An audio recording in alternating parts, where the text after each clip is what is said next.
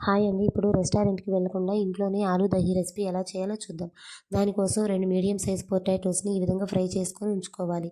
ఇప్పుడు స్టవ్ మీద ప్యాన్ పెట్టుకొని ఆయిల్ వేసుకొని అందులో ఆనియన్స్, అల్లం వెల్లుల్లి పేస్టు, టొమాటో ముక్కలు వేసుకొని మగ్గించుకోవాలి.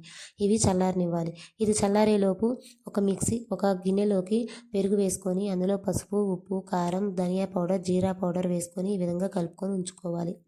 ఇప్పుడు చల్లారిపోయిన ఆనియన్స్, టొమాటోస్ మిక్సీ జార్లో వేసుకొని ఈ విధంగా మెత్తని పేస్ట్ లాగా గ్రైండ్ చేసుకోవాలి. ఇప్పుడు అదే ప్యాన్ని స్టవ్ మీద పెట్టుకొని కొంచెం ఆయిల్ వేసుకొని ఆనియన్, పచ్చిమిర్చి, పసుపు, కారం వేసుకొని అవి ఫ్రై అయ్యాక మనం గ్రైండ్ చేసుకున్న టొమాటో స్మూతీని వేసుకొని ఆయిల్ రిలీజ్ అయ్యే వరకు ఫ్రై చేసుకోవాలి.